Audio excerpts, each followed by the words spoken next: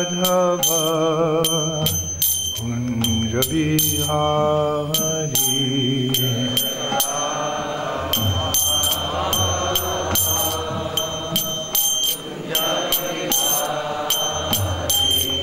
Jaya Radha Madhavo Kunja Bihari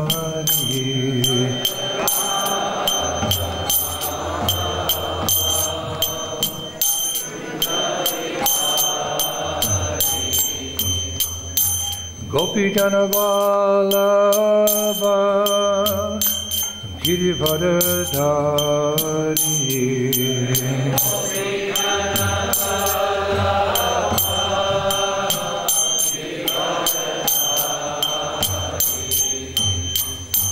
Gopi Jana Vallabha Girivardhari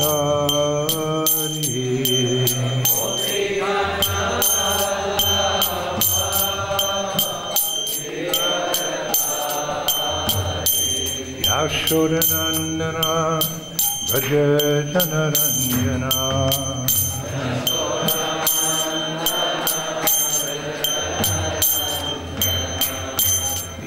Yashodanandana Braja Janaranjana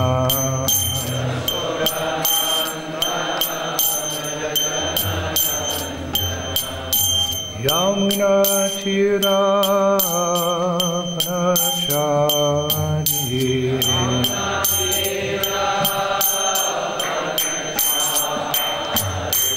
Yamuna Tira Panachari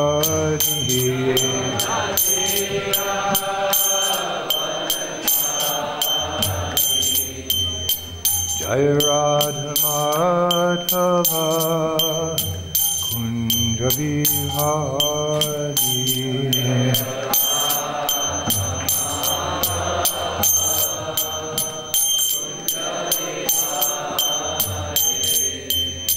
Jaya Radha Madhava Kunja Bihari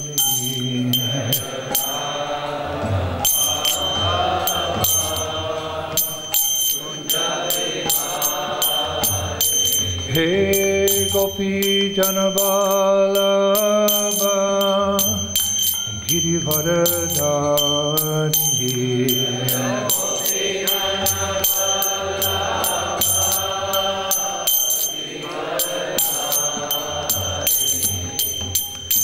Gopi Jana Vallabha Girivardhari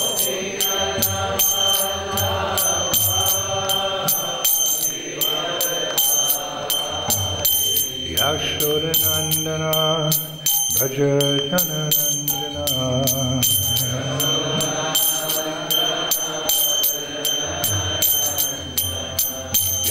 Yashodanandana Braja Janaranjana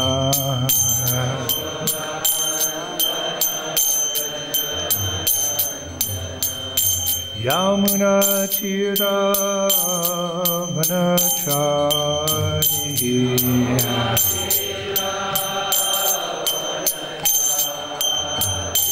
Yamuna Tira Vanachari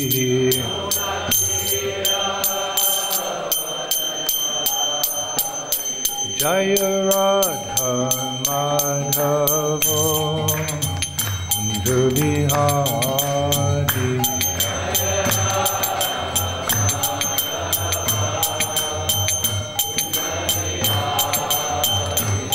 Jaya Radha Madhava Kunja Bihari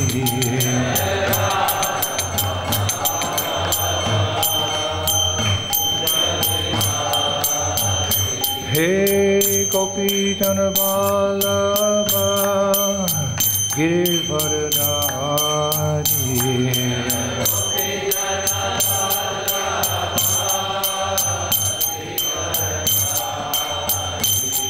Hey Gopi Jana Vallabha Girivardhari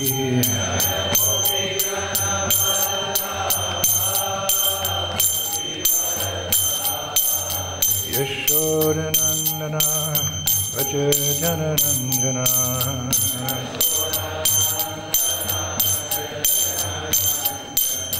Yashodanandana Vajajananandana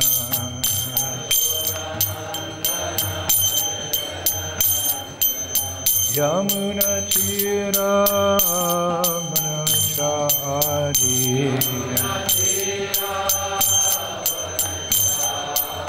Yamuna Tira Manachadi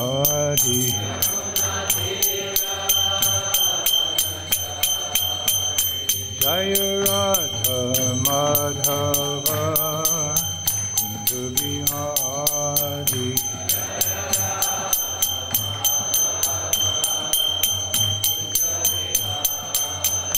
Jaya Radha Madhava Kundu Bihari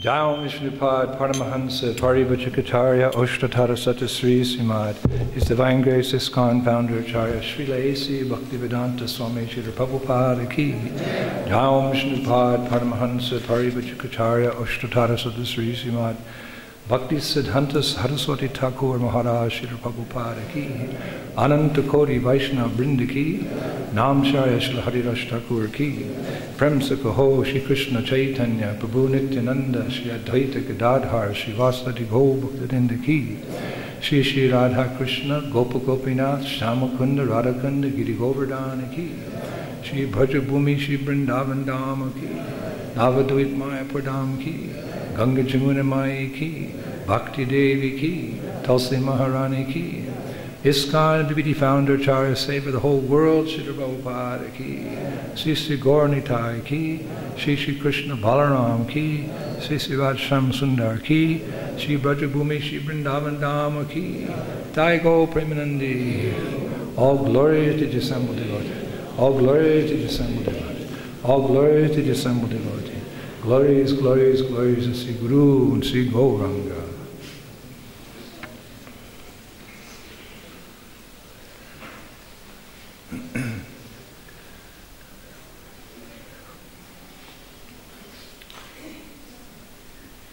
So this morning, on this very chilly, very cold winter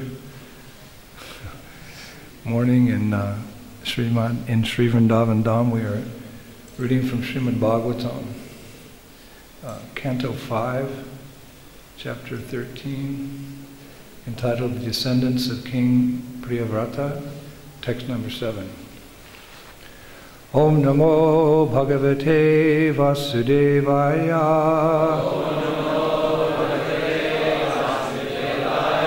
Om Namo Bhagavate Vasudevaya. Om Namo Bhagavate Vasudevaya.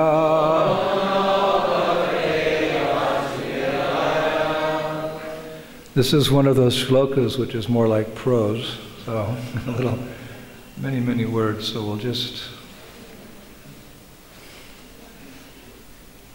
it's quite long, I'll just chant the first 2 lines, I think. Savaisva dharmena praja palana poshana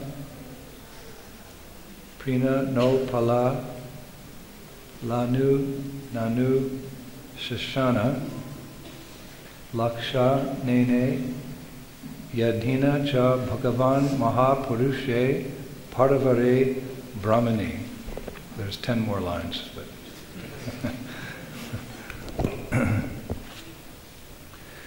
translation and commentary by His Divine Grace Srila A.C. Bhaktivedanta Swami Prabhupada.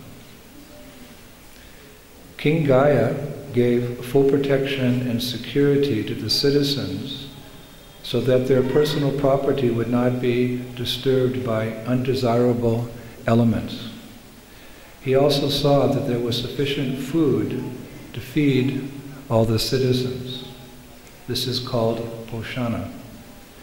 He would sometimes distribute gifts to the citizens to satisfy them. This is called Prinana. He would sometimes call meetings and satisfy the citizens with sweet words. This is called Upalalana. He would also give them good instructions on how to become first-class citizens. This is called Anushasana. Such were the characteristics of King Gaya's royal order. Besides all this, King Gaya was a householder who strictly observed the rules and regulations of household life. He performed sacrifices and was an unalloyed pure devotee of the Supreme Personality of Godhead. He was called Mahapurusha because as a king, he gave the citizens all facilities, and as a householder, he executed all his duties so that at the end he became a strict devotee of the Supreme Lord. As a devotee, he was always ready to give respect to other devotees and to engage in the devotional service of the Lord. This is the Bhakti Yoga process. Due to all these transcendental activities, King Gaya was always free from the bodily conception. He was full in Brahman realization, and consequently, he was always jubilant. He did not experience material lamentation. Although he was perfect in all respects, he was not proud, nor was he anxious to rule the kingdom. Purport. As Lord Krishna states in Bhagavad Gita, when he descends on earth, he has two types of business: to give protection to the faithful and to annihilate the demons. Paritranaya sharanam vinashaya taduskritam. Since the king is a representative of the personality of Godhead, he is sometimes called Naradeva, that is, the Lord as a human being. According to the Vedic injunctions, he has worked as God on the material platform. As a representative of the Supreme Lord, the king had the duty to protect the citizens in a perfect way so that they would not be anxious for food and protection, and so that they would be jubilant. The king would supply everything for their benefit, and because of this, he would levy taxes. If the king or government otherwise levies taxes on the citizens, he becomes responsible for the sinful activities of the citizens. In Kali Yuga, monarchy is abolished because the kings themselves are subjected to the influence of Kali Yuga. It is understood from the Ramayana that when Bhibhishana became friends with Lord Ramachandra, he promised that if by chance or will he broke the law of friendship with Lord Ramachandra, he would become a Brahmana or a king in Kali Yuga. In this age, as Bhibhishana indicated, both Brahmanas and kings are in a most wretched condition. Actually, there are no kings or Brahmanas in this age, and due to their absence, the whole world is in a chaotic condition and always in distress. Compared to present standards, King Gaya was a true representative of Lord Vishnu. Therefore, he was known as a Mahapurusha.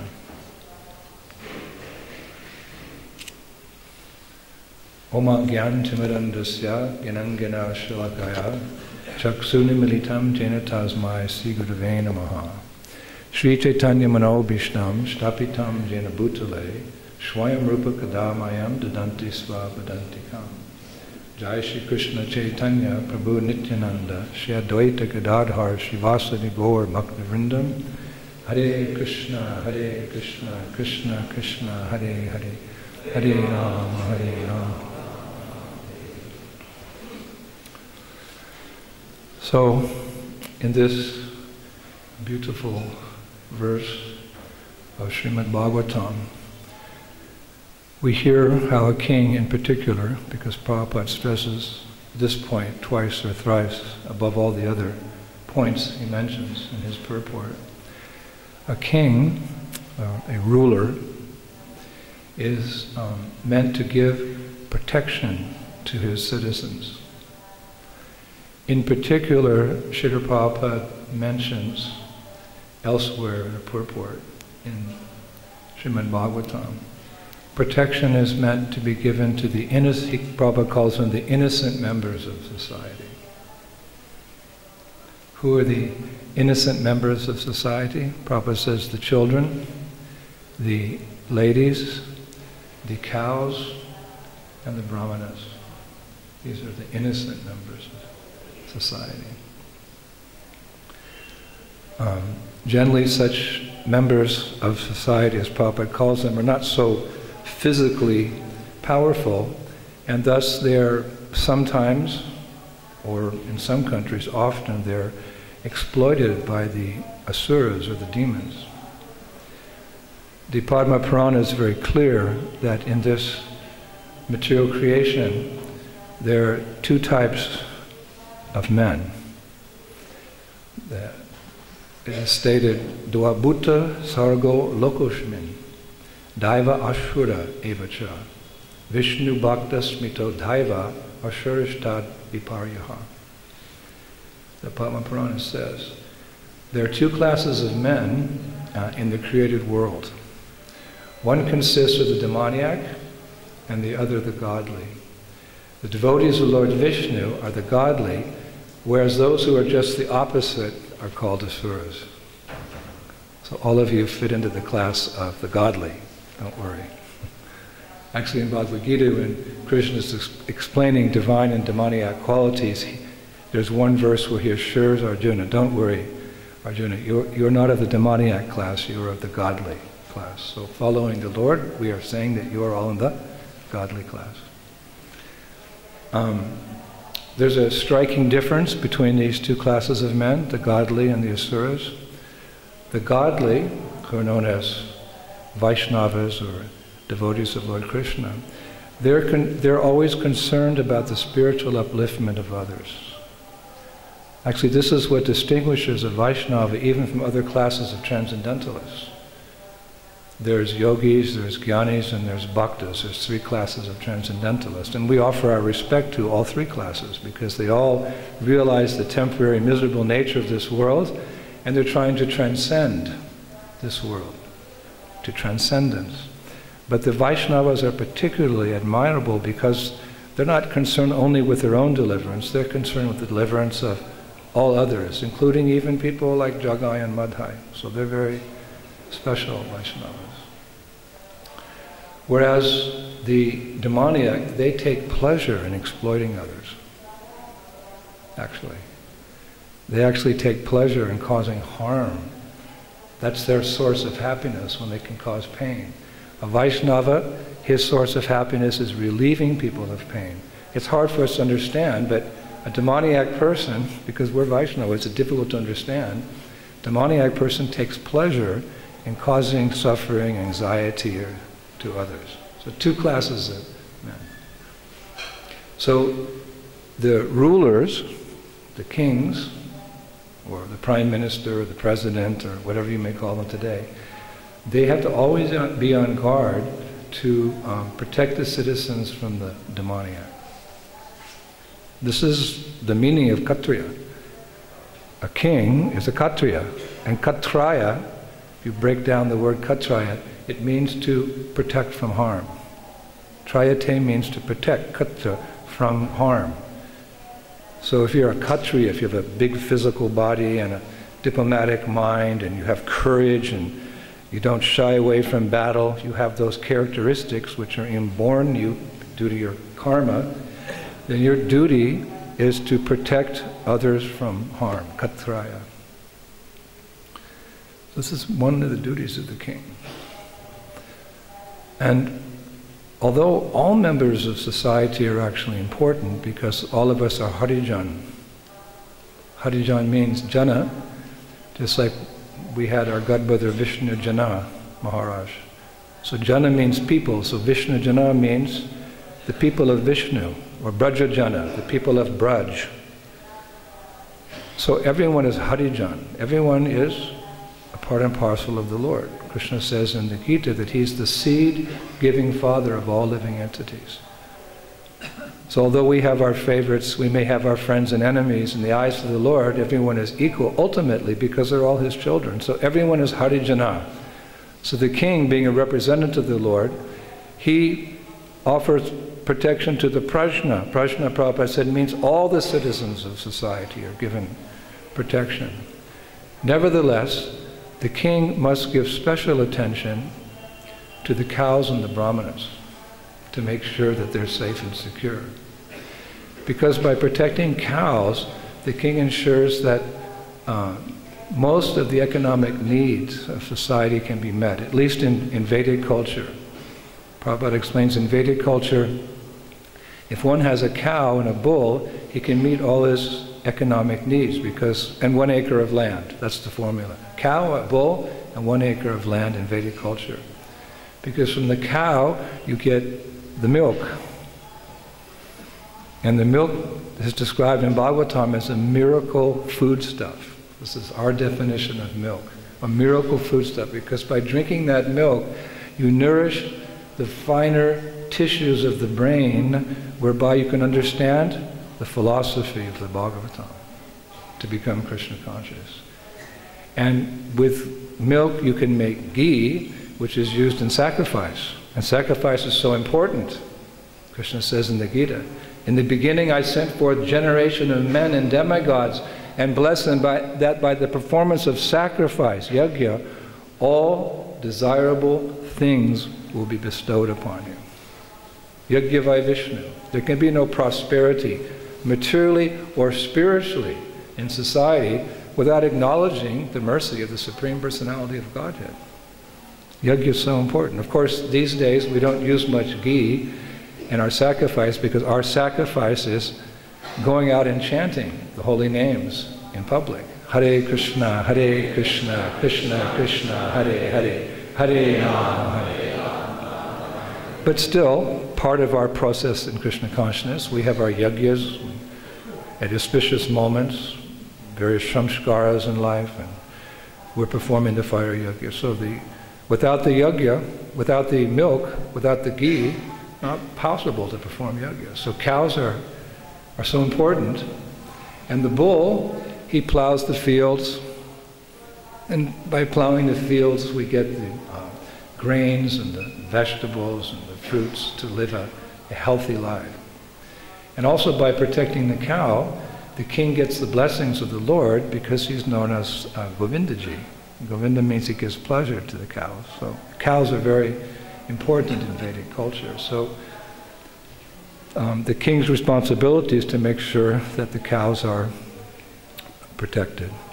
Unfortunately, nowadays in Bharat, in India, I hate to even say this in the sanctified atmosphere of this temple room, but India is one of the main exporters of cow's flesh to the world.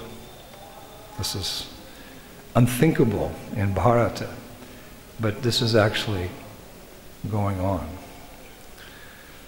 And secondly, the king must be especially careful to protect the Brahmana class of men. Because the Brahmanas, their specific duty is to disseminate spiritual knowledge in human society. That's the duty of the Brahman. In Vedic cultures, Brahmana's activity was just to sit and speak the absolute truth, to direct people on the path back home, back to Godhead. Atato Brahmajinasya. The Vedanta Sutra states very clearly that the purpose of life is self-realization, to become Krishna conscious. That's the Panam Gati, that's the goal. Everything else ultimately is secondary. Of course, everything's important in its own relative way, but the utmost importance of life is to become Krishna conscious. So, how to become Krishna conscious? Shravanam, Kirtanam, Vishnu Shmaranam, to begin with. Hearing and chanting the glories of the Lord brings Vishnu Shmaranam, or Krishna Smaranam, remembrance of the Lord. So that's the duty of the Brahmanas. They're always there to remind us, because we're always getting distracted by the temporary beauty of this world. It's so easy. Even great souls may sometimes be distracted. So to keep our mind, Eke Kudunandana, fixed on the goal, we have to regularly hear from the enlightened portion of society by regular attendance in the Bhagavatam class and by rendering service to the pure devotees, Bhagavatam says. All that is inauspicious in the heart becomes destroyed almost to nil, and irrevocable, loving devotional service to the Lord becomes manifest. So this hearing the Bhagavatam, reading the scriptures, associating with devotees who are discussing, this is so important. This is the duty of Brahmanas. This is what they do.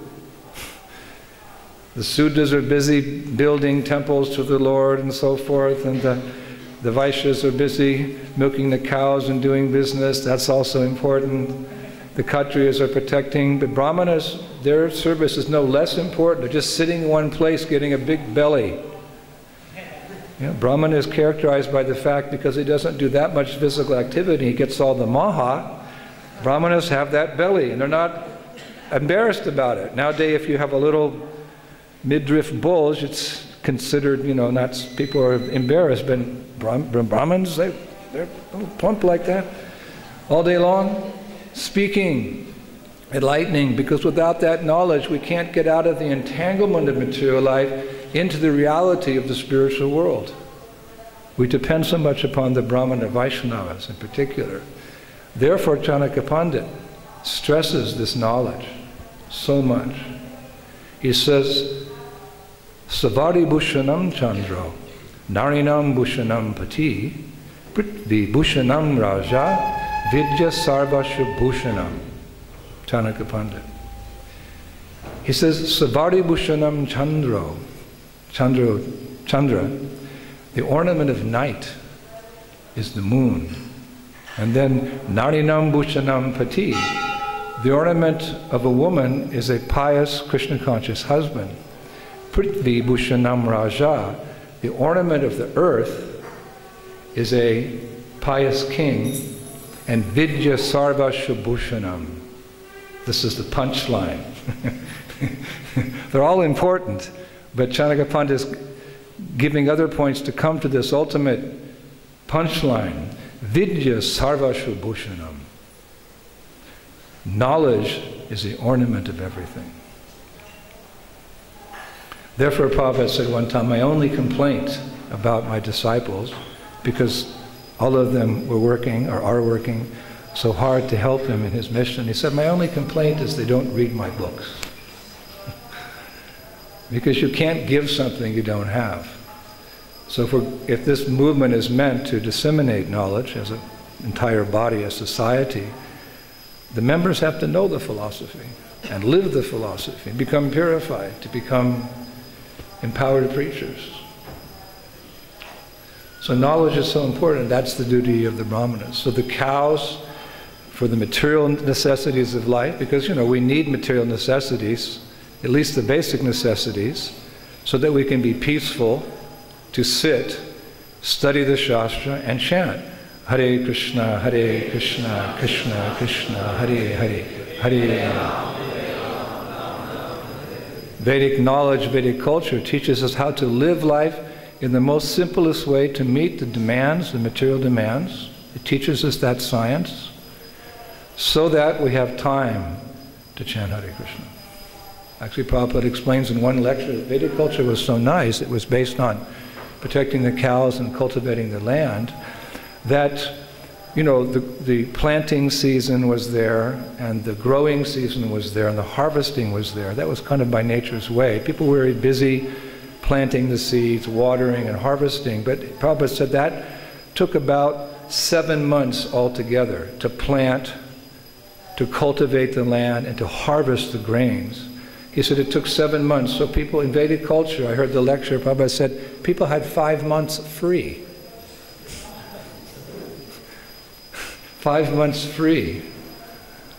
Nowadays you're lucky if you get, you know, in Europe you get 1 month vacation. In America you get 2 weeks vacation. And even then people are so afraid of losing their job if they go away, they take 3 or 4 days vacation.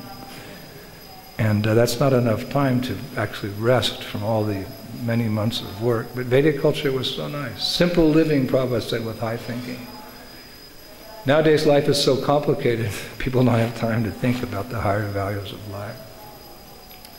But most important, just like there's perfect, more perfect, and most perfect, Jiva Goswami says. Perfect is Dwarka, more perfect is Mathura, but most perfect is Sri Vrindavan Dham on the transcendental platform. So most important is the king should give protection to the best of the Brahmanas. Who are the best of the Brahmanas? The best of the Brahmanas are the Vaishnavas and the Vaishnavis. All Vaishnavas are naturally Brahmanas, but not all Brahmanas are devotees of the Lord. Some Brahmanas are demigod worshippers, and some are worshippers of the Absolute, the impersonal aspect.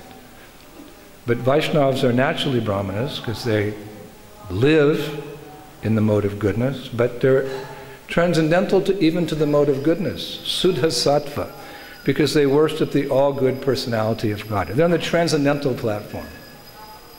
So such devotees of the Lord, the king must give them special protection because they're special persons. They have a special function in society.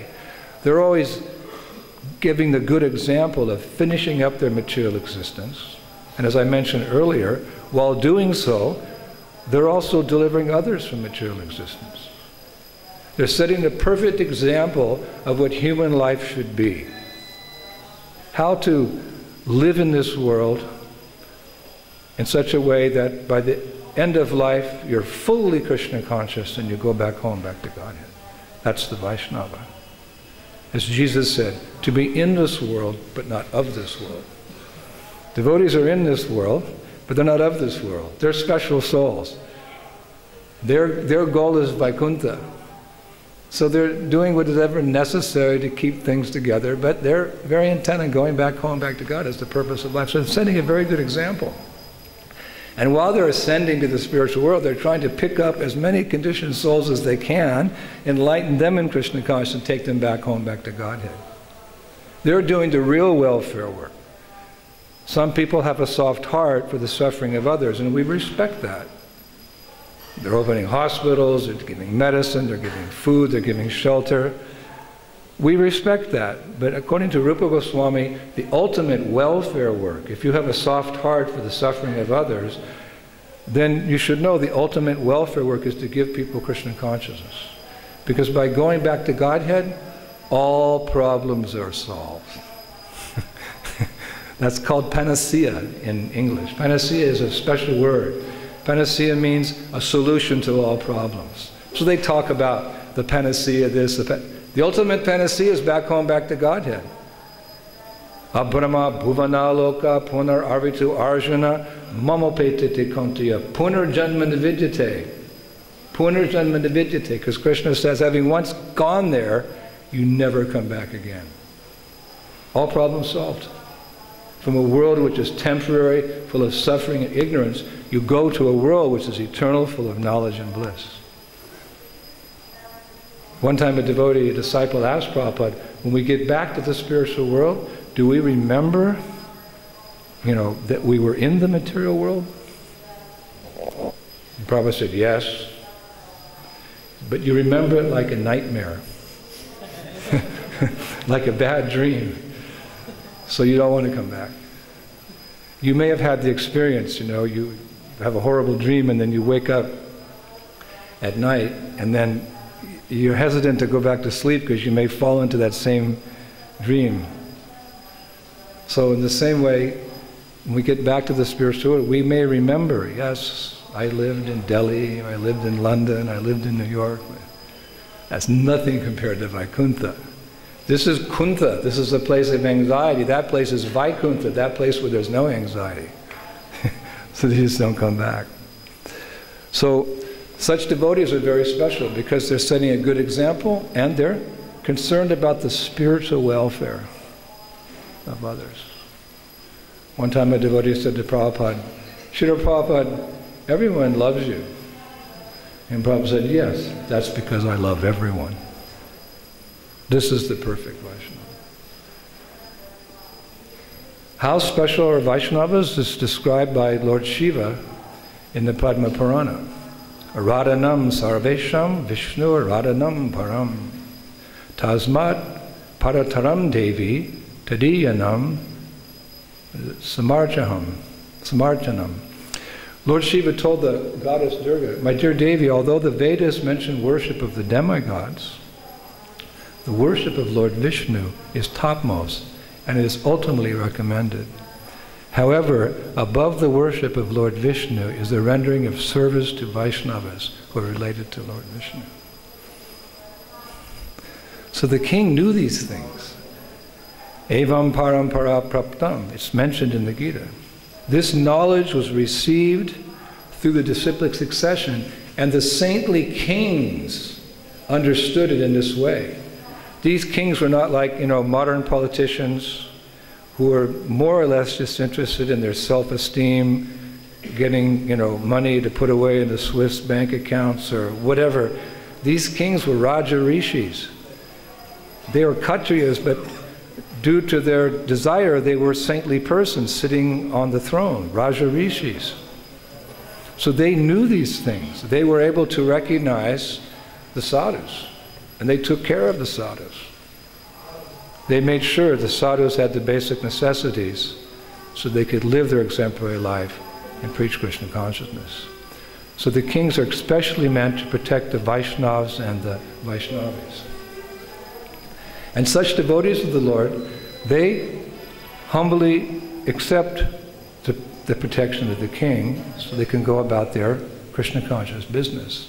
However, such devotees of the Lord know that even the most powerful king, with all his armies and his weapons and his prestige and his power, cannot ultimately protect them in this world of birth and death. So although we're thankful for the protection of a government so that we can peacefully practice Krishna consciousness, like in America, other countries you can't peacefully practice Krishna consciousness, you have to go underground. Even in China now, the devotees are still, to a certain degree, underground. So we respect governments, democratically elected governments, that give us our religious freedom and protect our rights for practicing spiritual life. But ultimately we know that although a king's duty, Kshatriya, is to protect us, no one can ultimately protect you in this world of birth and death except Krishna. Therefore, ultimately, devotees take shelter of the Lord to be protected in this world. Just like Uttara, when that Brahmastra weapon was coming towards her, because the Brahmastra is a special weapon. It's an atomic weapon, it's a nuclear weapon, but the nature of that nuclear weapon is that the person who threw the Brahmastra, he would throw it at one particular individual, and it wouldn't hurt the general population or destroy the buildings or whatever. It was such an amazing weapon. Just shoot it to, imagine, just one atomic weapon just for you, obliterated. So this weapon was thrown at, Aswatthama threw the weapon at Uttara to kill the child in her womb, Parikshit.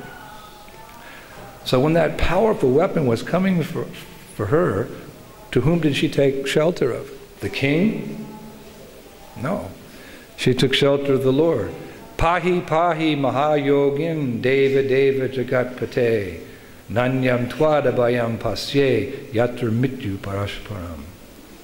So I love that verse. Pahi pahi mahayogin deva deva jagatpate nanyam twadabhayam pasye yatra mityu parashparam. O Lord of Lords, O Lord of the universe, you are the greatest of mystics. She's praying to the Lord for shelter, but she starts by glorifying the Lord, transcendental characteristics, qualities. You can imagine, the Brahmastra is coming. O Lord of Lords, Lord of the universe, you are the greatest of mystics. Please protect me, for there is no one else who can save me from the clutches of death in this world of death. So why are devotees so eager for protection? So they can go on enjoying the world? No.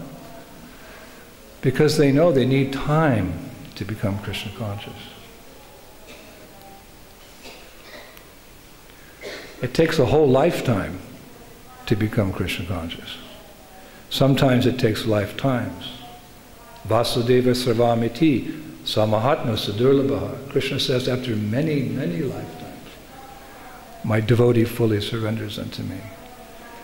So it takes time.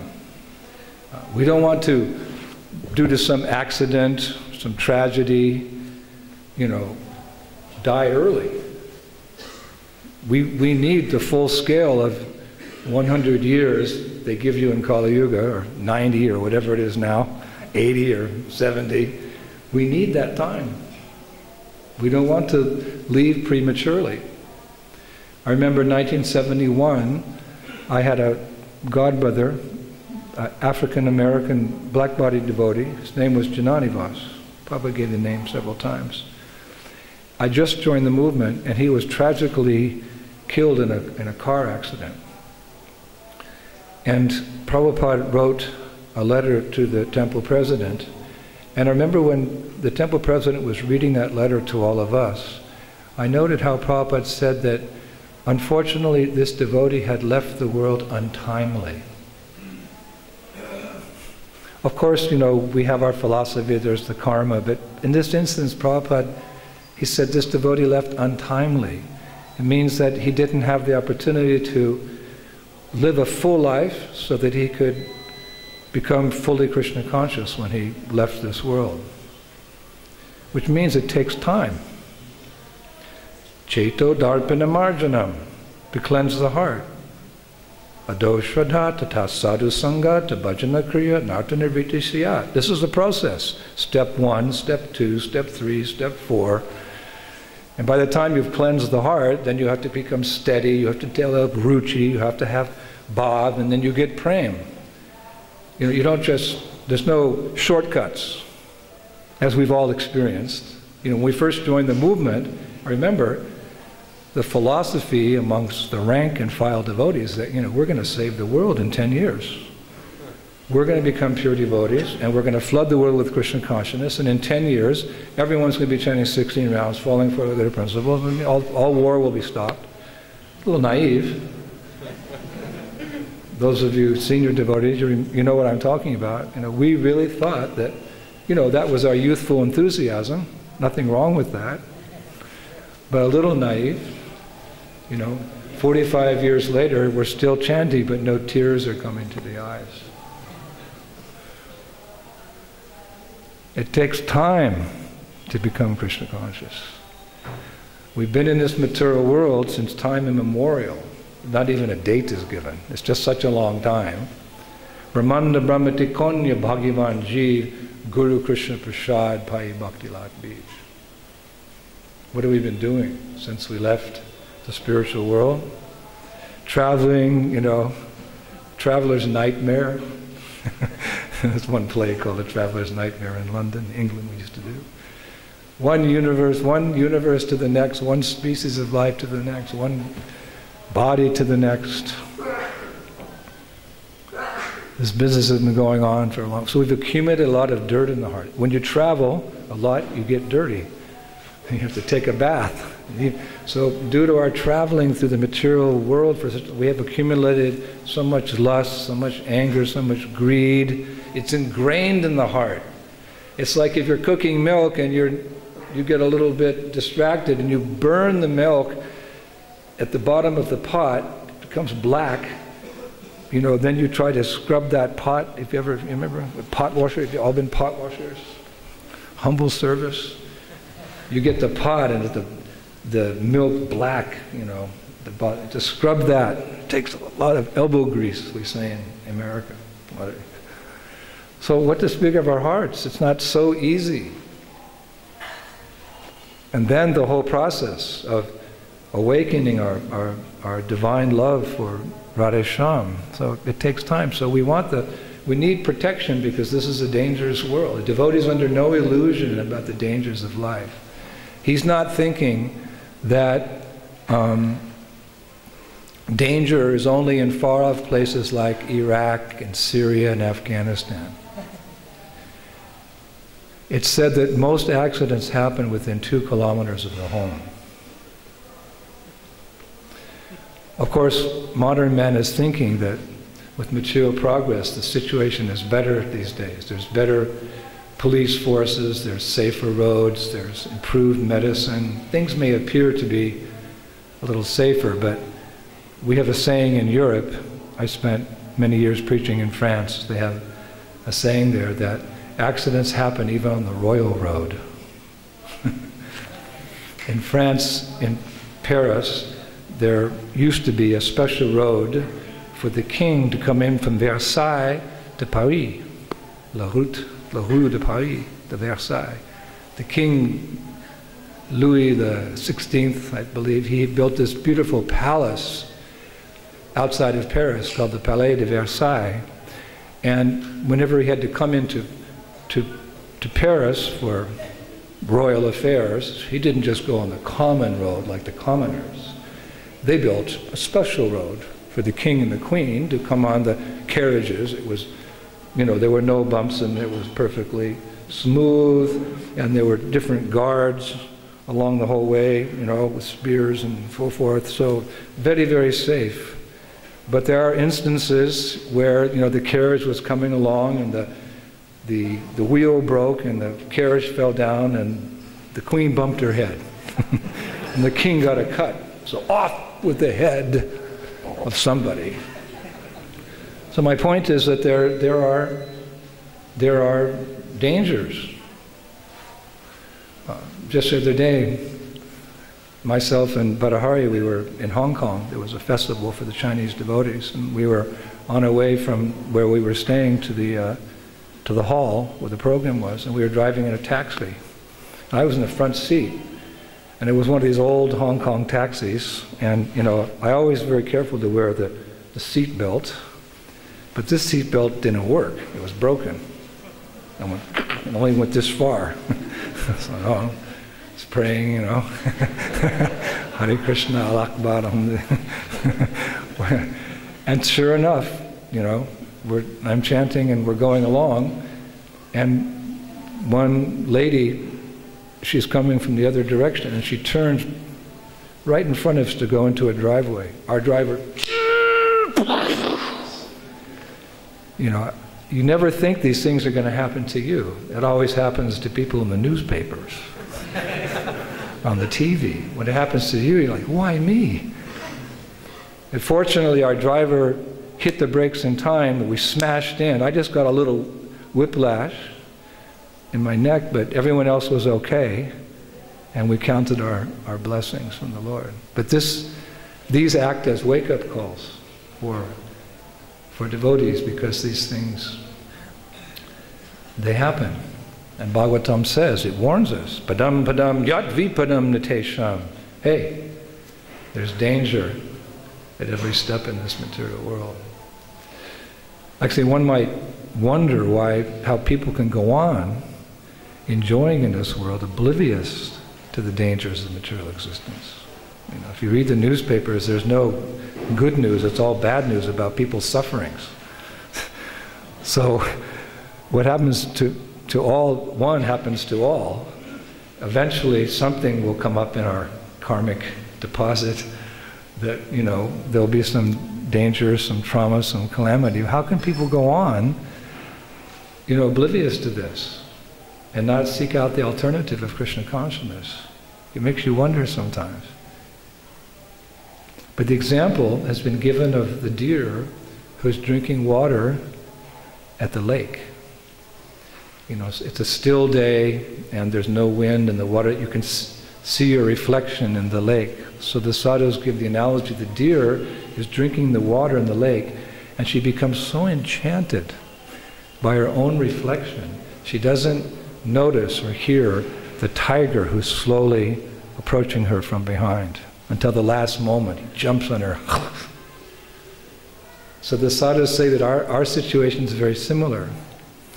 We're also attracted by our own reflection. Mirror, mirror on the wall, who's the fairest of them all? Oh, you are. Actually, I looked up that, I don't want to call it a shloka. I looked at that quote the other day, and it comes from the story of Snow White in its original format. That story of Snow White has gone through different different evolutions of storytelling, but originally the queen, who was envious of Snow White, said to the mirror, "Mirror, who's the fairest of them all? Mirror, mirror on the wall, who's the fairest? You are." So of course, when we look into the mirror, we try to see our good side, and we adjust things, okay. And not only that, but just our own reflection. The nature of this world is that, our attachment is not just to our body, but our attachment is also to our extended body in the form of our wife and our husband, our children, our house, our car. We're also enchanted by these things, as the Bhagavatam says, Deha Patya Kala Tradishu. Persons devoid of Atma Tattva do not inquire into the problems of life. Being too attached to the fallible soldiers like the body, children, and wife, although sufficiently experienced, they still do not see their inevitable destruction. So because people are distracted by the so-called beauty of this world, they're enchanted by it, they're oblivious to the problems, the duality of material existence. There's hot, there's cold. There's up, there's down. There's black, there's white. There's happiness and there's distress. There's peace and there's war. We become distracted and we don't seek a solution to the problem. We don't feel a sense of urgency for Krishna consciousness. Therefore, a Brahmana, his wealth is his austerity. He tries to cut down that intoxication, that enchantment with material life by living a little on the edge, not to become so infatuated. He purposefully lives a life of austerity so that he lives in reality about the nature of this world. He doesn't mind being austere. He doesn't mind. Keeps him on the edge. Life's a little tough. Yes. So what's the solution? Chant Hare Krishna, Hare Krishna, Krishna Krishna, Hare Hare. And so he prepares himself for those difficult moments when they come. And when they come, he naturally takes shelter of Krishna.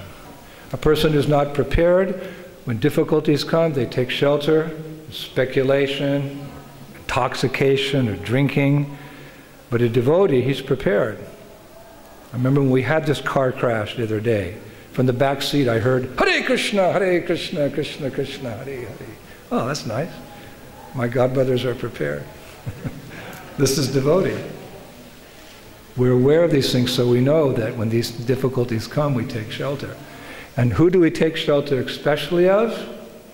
We take shelter of the Lord in his form of personified perfection, the Shringadev. The Shringadev is a very popular deity in Krishna consciousness. Actually, we are Krishna Bhaktas, or more specifically, we're Gaur Bhaktas, because Lord Chaitanya is the incarnation for this age, and without the mercy of Lord Chaitanya, we can't understand or enter into the pastimes of Radha and Krishna. But somehow or other, Lord Nrsimhadev has become very popular. Actually, Prabhupada introduced the worship of Lord Nrsimhadev early in the movement when our temple in Los Angeles was attacked one day by some hoodlums, as we used to say. Prabhupada came down for the Bhagavatam class that morning. It was actually the attack happened very early in the morning. Some boys came by and threw a pipe bomb into the temple through the window into the pujari room. It exploded. Fortunately, no devotees were seriously injured, but many of the deities' clothes were burned up, etc. So Prabhupada came down half hour later to give Bhagavatam class, and there's a famous tape, you can hear it. He introduces word by word the prayers for protection to Lord Nrsimhadev. Namaste Narasimhaya Paladala Hridayane Hiranyakashipu. Word by word, he asks the devotees to repeat. And the next morning he does the same thing. So Lord Krishna in his form as Lord Nrsimhadev is especially meant for the protection of the devotees, so that they have time to become Krishna conscious, and so that they can perform the most important welfare activity of spreading Krishna consciousness. Lord Nrsingadev is there to give protection. That's specifically his function. When the Lord comes to this material world, he has, according to the Gita, he has 3 specific functions. Paritranaya sadhanam, vinashaya taduskvitam, dharma samstapanartaya. When an incarnation comes, they protect devotees, they kill the asuras, and they re-establish dharma, generally by speaking transcendental knowledge like Bhagavad Gita. Interestingly enough, when Lord Nrsingadev came, he didn't do all that. He just did paritranaya sadhanam. He just appeared from a pillar, fought Hiranyakashipu for a few moments, like a cat plays with a mouse, killed him, entertained Prahlad with some transcendental knowledge, and then he went back to the spiritual world. His sole purpose was giving protection to his devotee. Actually, Lord Nrsingadev, he appears many times in this world to protect Prahlad Maharaj. These pastimes are repeated at different times, different parts of the universe. The pastime that we read about, mentioned in the 7th canto, happened on higher planets, but Lord Nrsingadev actually appeared on this earth in one incarnation. That's in Ahovalam in South India. That place was visited by Lord Chaitanya, Ramanujacharya, etc. It's authentic. And each time Lord Nrsingadev appears, the pastime may be a little bit different. In the Nrsinga Purana, it's described that the Lord appeared from a pillar. One time he appeared from a lotus flower. One time he just walked into town. I was reading the Nrsinga Purana. The same pastime, Hiranyakashipu is harassing Prahlad, and everyone says, "Oh my gosh," and they look out the palace door, and Nrsingadev walking into town.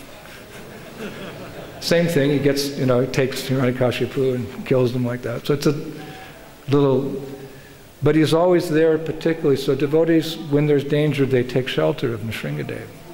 You could say that Nrsingadev is Lord Krishna's anger personified. Anger at what? The asuras who are attempting to harm the devotees. So when you come in harm's way, President Obama likes to use this, we don't want to put our troops in harm's way. We don't want the people to come in harm's way. When you come into harm's way, which you may be a statistic in the newspaper one day, harm's way may come, what do? Ugurandira Mahavishnu Jwalantam Sarvato Mukham Nrshingam Vishanam Bhadram Tur Mityam Namamyaham. I offer my respectful obeisances to Lord Nrsingadev, the fierce and powerful Supreme Personality of Godhead, Lord Vishnu. His flaming mouth faces in all directions. He is terrifying yet auspicious, for he is the death of death. So if death is, you come in harm's way, there's death, you can chant Uguram Viram Mahavishnu Jwalantam Sarvato Mukham Nrshingam Vishanam Bhadram Mittor Mityanam. In the 8th canto of Srimad Bhagavatam, Prabhupada says in a purport, it's very interesting, that the Lord may actually delay a devotee's death. He may alter things in such a way that a devotee may have been destined to die, but for the purpose of service to the Lord, a devotee may have a very important service. Prabhupada says in the purport, the Lord may change that date, give you a few more days, a few more months, a few more years. And we saw that in the case of a pure devotee like our own spiritual master, Srila Prabhupada. Here in Vrindavan, 1977, Prabhupada came here to leave this world, to go back to Goloka Vrindavan. But it was unthinkable for all of us as disciples that Prabhupada would leave. We didn't feel that we were ready yet. So some members of the GBC very emotionally appealed to Srila Prabhupada, please don't go yet, we're not ready. So Prabhupada said almost nonchalantly, let me ask Krishna. So he closed his eyes, and it appeared that he was sleeping, but he was actually in deep meditation, samadhi. And he opened his eyes. Some minutes later he said, "All right, Krishna said I can stay a little longer." This is there on the Srila Prabhupada Leela-Amrita, that pastime. That's an example of Prabhupada's statement in the 8th canto, that although a devotee is destined to die for the purpose of service, a devotee can be protected and live a little bit longer. So the Lord is there to protect his devotees, and it's quite clear he will do so. Of course, we have to remember that protection, like all other forms of mercy, is given by the Lord in proportion to our surrender to him. Krishna says in Gita, "All of them as they surrender unto me, I reward them accordingly." So if we want full protection from the Lord, we have to be fully surrendered. Just like there's different types of insurance policies. You know, some insurance policies protect you for this, but they don't protect you for that.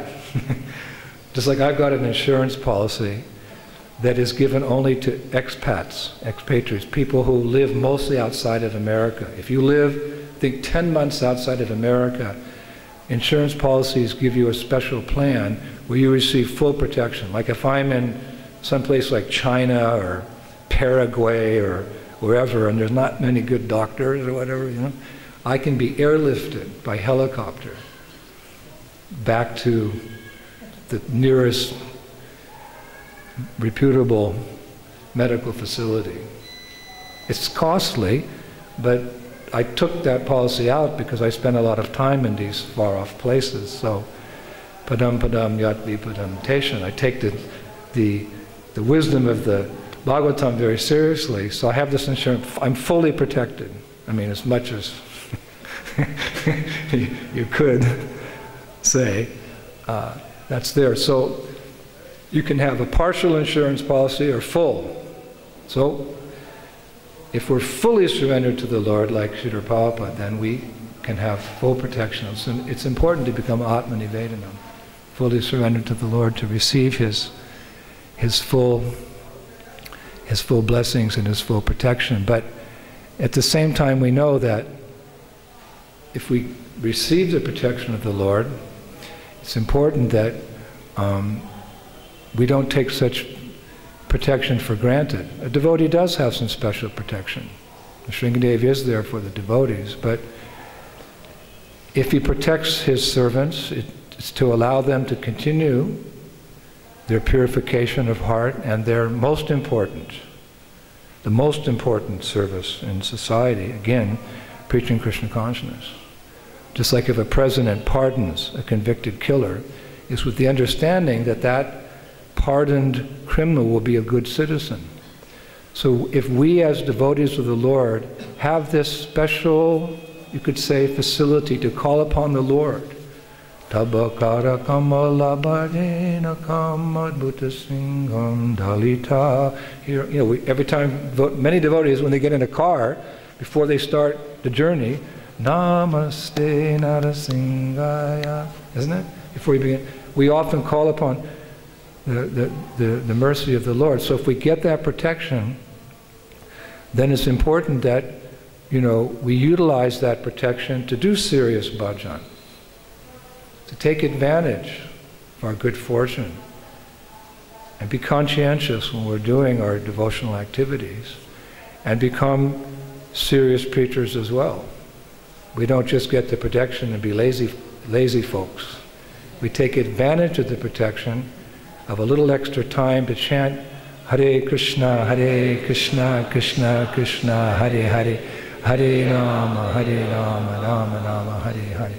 Of course, ultimately we have to die. So we should understand that, you know, why did that devotee die if Krishna is protecting us? Well, you know, he reasons ill who says that Vaishnavas die when thou art living still and sound. Vaishnava dies to live, and while living tries to spread the holy name around. When we die, it's just another opportunity for devotional service. This body's not going to last forever. Neither do we want to live forever in this body. We were recently visiting a Gujarati family in Hong Kong, and Grandma came out to see us. And Grandma was old school. Ram, Ram, Ram, Ram. How are you? Ram, Ram, Ram. What are you doing today? Ram, Ram, Ram, Ram. How old are you? Ram, Ram, Ram, Ram. I don't want to stay here. I want to go to Ram, Ram, Ram, Ram. I said, please, put your feet on my head. She was 95. I said, what do you do today? Ram, Ram, Ram, Ram. And we went to her room. She had volumes of books stacked to the ceiling, all just written the name of Ram. All day she writes the name of Ram. She's crying, please tell Ram I want to go home. I want to go to a yogi. I want to get out of here. I was saying, gosh, I wish I had that lolium, that greed for Krishna consciousness. So it's not that we want to stay. We want, this body is an obstacle to pure devotional service in many ways. It goes to sleep for 6 hours a night. So, and it gets sick, and we can't perform our devotional service. So we don't mind when death comes. Death means a new life, a new chapter. And if we're fortunate, death means the beginning of an eternal life in the spiritual world. Just like Prabhupada posthumously wrote to my godbrother, Jayananda. Krishna is very kind, Prabhupada wrote. He's taken away your diseased body and given you a spiritual body just suitable to your desires to serve him. Death is the opportunity to make that quantum leap back home, back to Godhead. We're not afraid to die. We're afraid to live in this world perpetually and experience birth, disease, old age, and death. So, but for the time being, the king is a representative of Krishna, and he's meant to give the citizens protection so they can utilize their lives for becoming Krishna conscious and finish up their existence here. So we should pray to him and the Lord for safe passage. Of course, you could say, in conclusion, you might think, well, actually, that's not pure devotional service to pray to the Lord for protection. We just pray to the Lord for service. Especially, why should a devotee ask the Lord for some material benediction to protect the body? But Srila Vishwanath Chakravarti Thakur states in his commentary to the Srimad Bhagavatam on the pastime of Gajendra Moksha that it's okay for a Vaishnava or a Vaishnavi to pray for protection of their body to the Lord if they're using that body in the service of the Lord, and if that service gives pleasure to the Lord. We don't want to disturb the Lord's service, his seva. So if you're going to use your body to serve the Lord, according to Vishwanath Chakravarti Thakur, it's okay to pray for protection. Especially if you're somehow or other, directly or indirectly, serving the Sankirtan movement of Lord Chaitanya. There's such an urgent need for spreading this movement. Every devotee is special in that regard, helpful. So as Bhattahari Prabhu concluded his class yesterday by saying that we should all become Krishna conscious, go back to the spiritual world and take as many fallen souls back with us at the same time. We can pray like that. And that was in the mood of Srila Bhaktisiddhanta Saraswati, his concluding words to his purports to Shri Chaitanya Shikshamrita. Bhaktivinoda Thakur concludes. He said, in the teachings of Sriman Mahaprabhu, there are only two principal instructions to the devotees. One, develop a taste for chanting the holy names, and two, display compassion for the fallen conditioned souls. So that takes time, so we pray to the Lord for protection so that we can perfect our chanting and give the chanting of Hare Krishna, Krishna Krishna, Hare Hare, Hare Rama, to the world. Thank you very much. Srila Prabhupada ki, Grantaraj Srimad Bhagavatam.